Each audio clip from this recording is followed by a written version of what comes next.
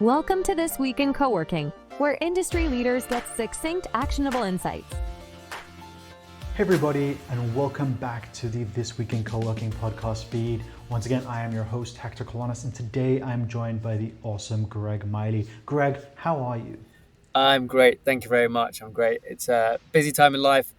New gig, 10-month-old son's just started nursery, so it's all going on at the moment. Well, congratulations on the 10-month and on the role. There's a lot of information that I really want to dig into around your career in co-working, but this is one of the behind the news episodes, which means we dig into some of the news within the newsletter with the people in the news. And what we're going to be digging into is you've hopped in every seat around the table, I believe. Just to give people a bit of a background, you've been at Flexioffices, then at Instant, WeWork, Kit, Desana, and now Clockwise. What a fascinating co-working journey. Is it one you plotted strategically, or is it just like this was the next place where you could do the most harm or good? It's a good question. I think, initial move into the industry was not plotted at all strategically. I was living in the US. I was living out my childhood dream of being a professional footballer. As you can tell, that dream did not end in the stardom that I may have hoped for. But no, I had some friends in the industry, one of which was Alex Clark, who's the group commercial director, sales director at Fora, who's a good friend of mine. He really was already in the industry, was some years ahead of me in it because he hadn't been messing around like me playing football in America. And it started off just kind of landing into it. And then it was really opportunity led. And it's an interesting question because I was thinking about, speaking with someone actually about kind of career moves and spending some time now at the moment, giving some advice to people, which is quite nice. And the way that it's evolved is, or the way at least I've thought about the new roles, is the company interesting? I mean, these are clearly things that people ask for. So typically, is the company interesting? Is the role interesting? Would I add relative value to the role? And the thing that I think has led me in good stead is, which is the thing I kind of lead with now, is will I be more valuable out the other side of the opportunity for having taken it? And that for me, I think, has led me to where I am today. Honestly, it's taking roles that all of the first three kind of line up. The company's interesting, the people seem great, the role's interesting, I can add value. But then I look at it and go, well, I'm going to learn new stuff and be way more valuable and rounded out the other side. And I think that's really how it's developed in terms of my selection about where I've gone. Really. I love that. And it's something we're definitely digging into, both as a newsletter and the folks I speak to and the companies we consult at Syncaroo, is there is finally evidence and examples like yourself of career progression in and around our industry. For a very long time, folks kind of came in, they were a community manager for a couple of years, there wasn't really somewhere to go. Maybe they hopped to an aggregator or a broker, and then they eventually landed up leaving the industry. But it's great to start seeing the fact that there are enough opportunities to learn, to grow, to make an impact, where you can sit around and contribute into the industry. So thank you for kind of sharing your thinking behind that, because I think that a lot of folks need to also just see that you don't have to stay at you don't have to stay at WeWork, you don't have to stay at Instant or Desana or anywhere else for your entire career. There's nothing wrong with moving and growing. I looked back at your history and we've both been in co-working or around co-working since around 2013. What has been the biggest changes for you, having worked both in the US and Europe since 2013 in this industry? Yeah, it's an interesting one. The first thing kind of follows on your point, which is around career growth and opportunity. I think there is more career growth and opportunity because of the nature of how quickly the market's grown and just the sheer number of places and sides of the fence there are, right? Like, if you take Desana, my previous company, that wasn't really a side of the fence before, right? It was just, that's a whole new, like I say, side of the fence. It's not really a fence anymore. There's more than two sides, I guess. The amount that the industry has grown has created more opportunity, therefore more roles and more paths. Because I think you're right, historically, people tended to move around the industry when it was a lot smaller and a lot younger, and you moved from the same role probably to a different company. There wasn't maybe that much room for progression or new stuff. So, leads into the answer here, which is I think the first and foremost thing is just, the fragmentation has just gone crazy. Huge growth. I first joined the industry before Regus had acquired MWB. They were the kind of like two warring giants. You had the office space in town, who was like very different because each of their sites were themed. And then you had, at the time, the office group, pre the merger with Fora. The office group was like, oh, they are market leading in terms of design, fit out, and kind of like, non-corporate high spec space. Yep. you could really define between the USPs between a very small set of operators. Now that's not true. Along with all this fragmentation and massive growth, being able to clearly define what makes you uniquely different has completely changed, because I think people struggle to do that now. And I think the thing I've seen change, obviously, is the number of entrants and the quality of entrant. So the general quality of the space has continued to shift upwards. What's interesting is London is the epicenter for this growth. It always has been. But seeing that grow now globally and being taken very seriously globally is really, really interesting. I was chatting to an ex-colleague of mine who was part of my team, worked together very closely, and he was giving me some insight into the market in Paris at the moment. And roughly 5% of the market in Paris is made up of flex in terms of stock. But right now, 20% of the transactions and take-up is flex. Right, so the take-up in flex is outpacing what it represents to the market. That's quite interesting, because it wasn't so long ago that would have never been the case, right? So that's been really interesting. And as I said, along with the stock, the sides of the fence there are. So, when you take companies like Desana, and you've got Upflex and you have Gable, thinking about actually how do they add more liquidity to people's real estate portfolios than ever before. So it's getting even more flexible than it once was, and there are even more options in which to be flexible. So yeah, that's the main shift, which is just a continued evolution. Yeah, I totally agree with you. And I mean, there's so many points that I would love if this was like one of those 3-hour episodes where we could just dig into each one of those. But I will circle back to just this idea of the USPs, right? We've seen for a very long time great brands get built out and formulate their whole positioning around one unique selling point or customer acquisition or specific type of business that they serve. But that's no longer the case. We're seeing a lot of companies where they're starting to do a multi-brand strategy, right? Instead of just having, we are Regus and this is our product, we've Regus and Signature and HQ and etc. We're seeing that with a few others, franchises as well. In your new role as the Chief Commercial Officer at Clockwise. Clockwise is one brand under the Castle Forge Group, right? Yeah. Is there any plans to open a different type of brand, maybe to target a different type of customer? I would say, candidly, right now, no, it's not part of the strategy. I mean, we're at kind of we've got different priorities at the moment. It's not to say that's not a strategy at some point. It's not currently. And I think it's an interesting one. And I can see both sides of the coin for doing so, because I think if you are a brand that really appeals to one specific demographic, I totally understand why you would acquire other brands or launch other brands to be able to, rather than having to reinvent yourself more wholly across all your assets, because that's very expensive.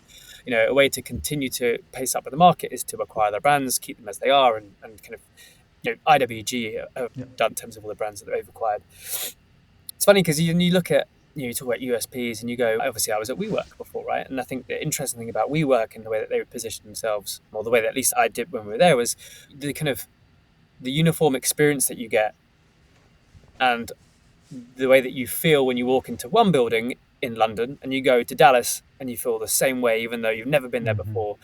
And there's some real power in that as well, feeling comfortable in anywhere you go in the world under that brand that you remember. That's really interesting as well.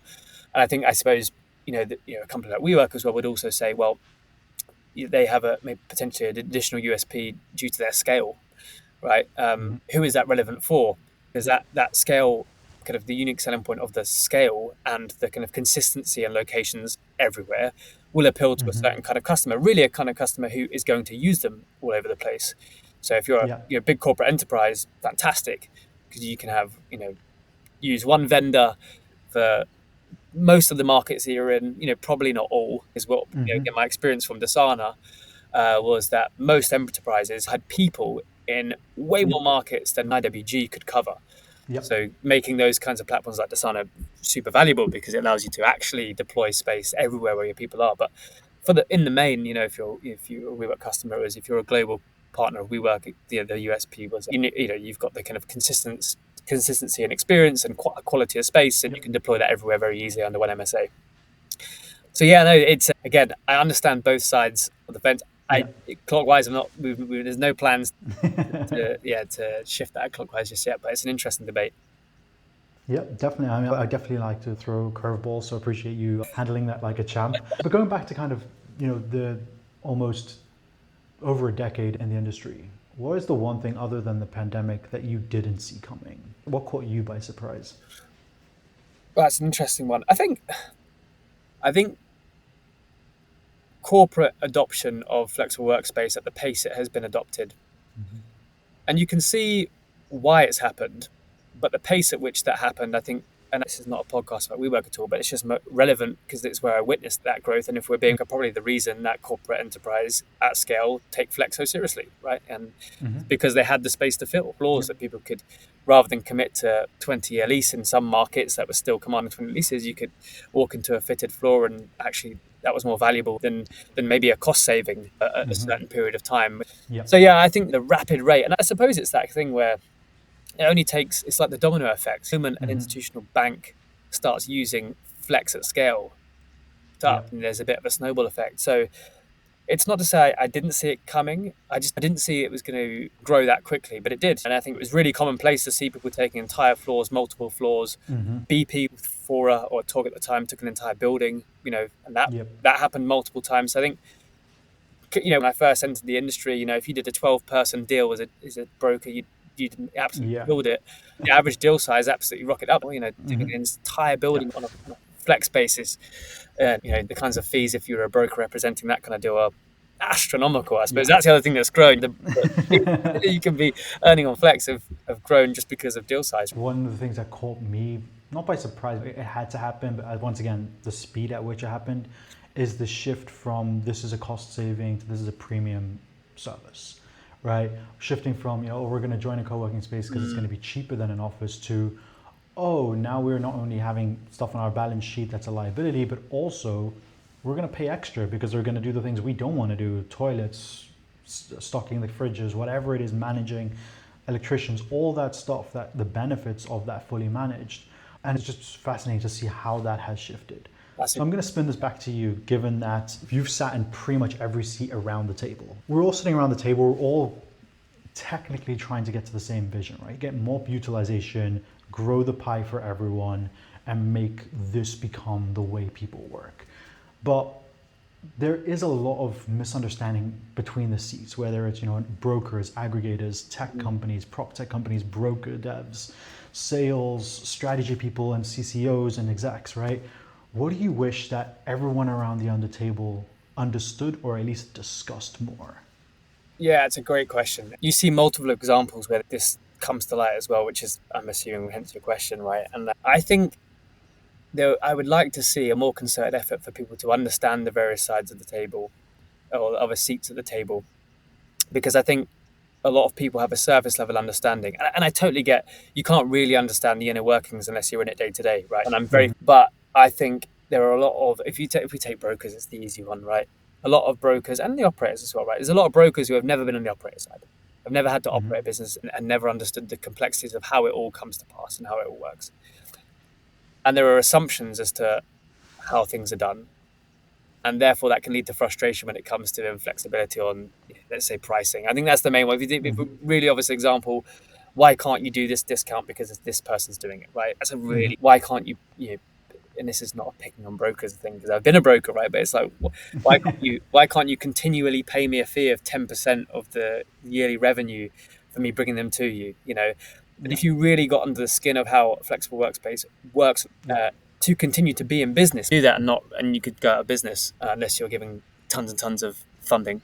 No comment. No comment. That kind of lack of understanding as to how it practically impacts the business leads to this kind of like frustration and this kind of us and them mentality, which you see all the time.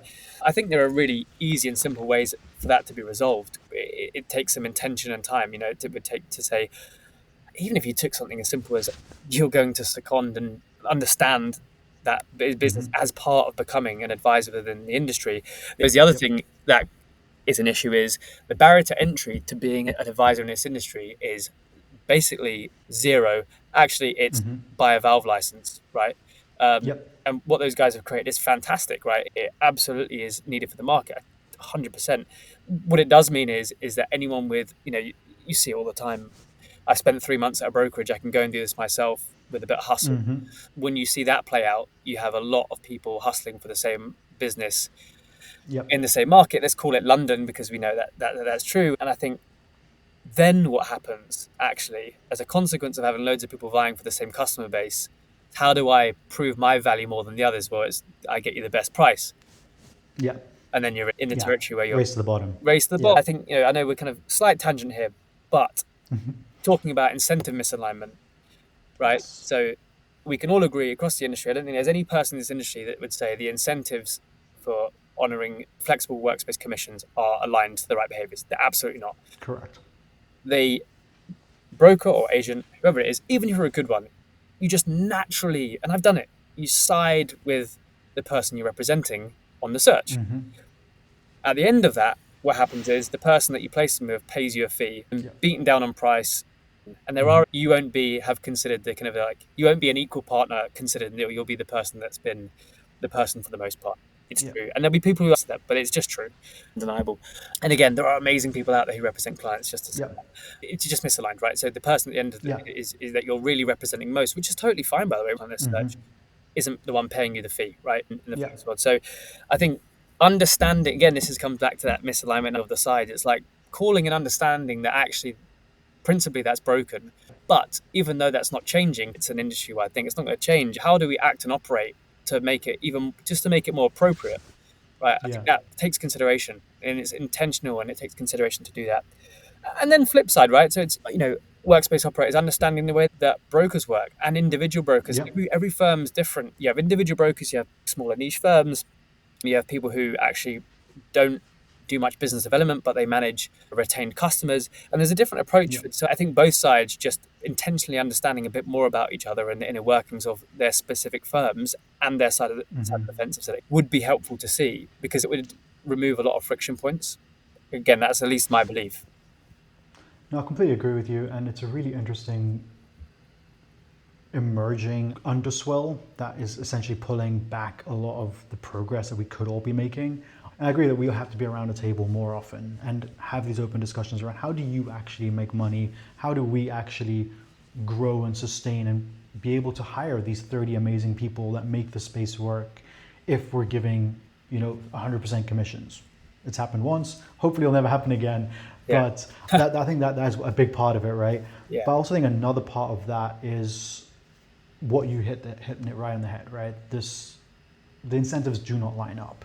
Time and time again over the last 2 to 3 years, we kept seeing broker promotions. We'll give you a trip to Hawaii, we'll do this, we'll give you all these benefits, which is great because they're trying to build a relationship, but does that get the customer the best deal, or does it put them in the space that gave the broker the best incentive? That was the first crack starting to form. And then obviously with Juicy UK last year, there was this whole kerfuffle on stage around, is it time to disintermediate the broker side? And that kicked up a lot of dust around why do we even need brokers? If everyone is just using Valve, won't customers just sign up for Valve directly? That whole debate kicking off, and it touched a lot of the sides that you've worked on, and now kind of having to lead an organization with sites across, I think what you said was 16 cities. How does this debate or this broker misalignment come into your daily work? Yeah, it's a good question. And and you'll see in my response to this in defense of brokers, I think the broker side of the market is so important. That's the department at WeWork around engaging with brokers and agents. So important, and they play an important role for both customers, clients, and for operators. It's so go and filter out. You're talking about filtering hundreds of options, sometimes thousands if you're in certain cities. Even with a platform with the best filters, you may get some people who do that for years. Not least to mention the fact that there are still things that don't exist always on platforms, right? Someone who's got something that's soon coming up, but there's a huge role that brokers play, and I think they add huge value to an industry that is extremely fragmented, right? I think that's true. I think to say that disintermediation of brokers is something that we should move towards quickly. If it was said to intentionally stir up debate, then job done, I guess. But I think it's less around that and more around how do we make sure that we've got a better working practice between everyone that's in the market. And it's not a majority of people that can contribute. Even it can be the smallest minority that actually lead to it being kind of the way the that it just feels right. I don't think it's a majority. I really don't. And I know enough brokers and agents to know there's some amazing people out there, right? But I think what's tough is that you can't regulate that currently. It's unregulated, and there's no way to sense check, who isn't operating the way that you should within this industry, right? Just completely unchecked. I think that's more the issue. I think they help customers wade through, so many options.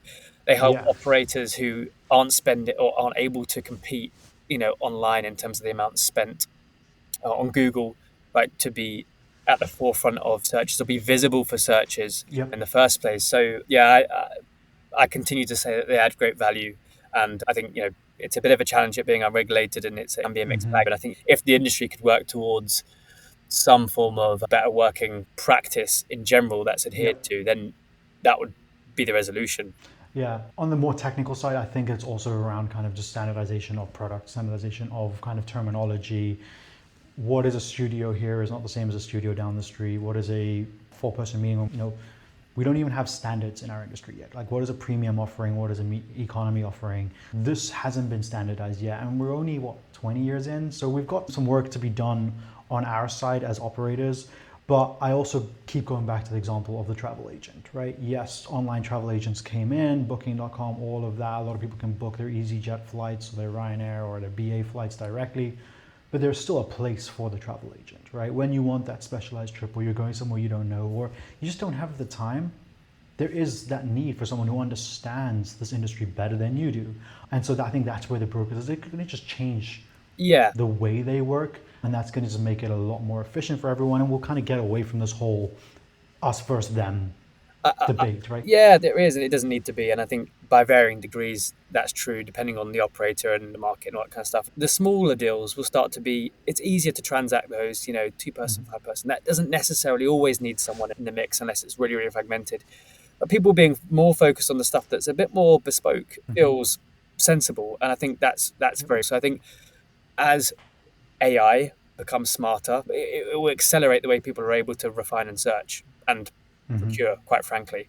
I think that will eat into the lower end of the market, the smaller end of the market for sure. But I still think as you kind of go up the complexity and importance of the transaction, that will still require someone to support. So I think that will be a bit of a shift. And most people would not argue that that's true. But then it means you've got maybe smaller, leaner teams who are focused on the more complex deals where you add most value, right? But to all parties. Yeah, absolutely. Why did you choose, or why Clockwise? Why now?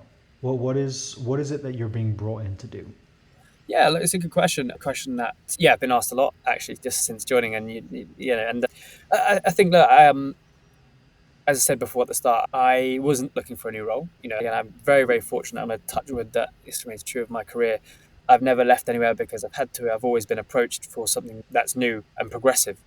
And so part of that maybe is I've got a good rub of the green. I've got, a bit of luck on my side. I like to think there's an element of you make your own luck. And if you put the work in, you're continually learning more and investing in learning more and choosing opportunities that make you more rounded and more valuable, then that will just follow.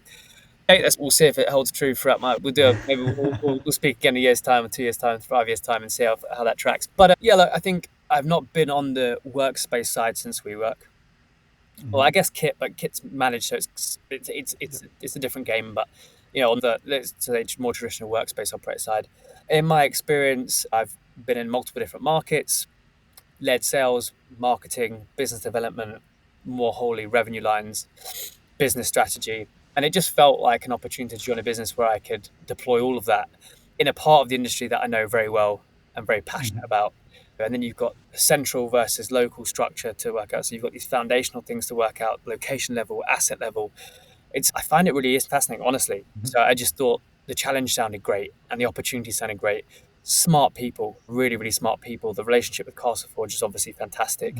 The product is great. So this is my platform to speak about how good Clockwise is. No, but the product's fantastic. You walk in, you go, this is something I'm proud to be behind. And I felt the same when I joined WeWork. It's like, this is something I can really get behind. And so no, it's a product I can really, really get behind. The intention's fantastic. The delivery is great. And the ambition's there, right? So we definitely want to grow. We've got some foundational stuff we're doing this year and then going into growth. But, it's back into growth mode on this side, but in a sustainable way. I was at WeWork and we were kind of doing things in a certain way, which is growth, growth, growth. And you learn a ton from that, for the good and the bad. So I think what we've mapped out here is a really smart way at growing a really great product with great people at a really interesting time in the market, honestly. Yeah, well said.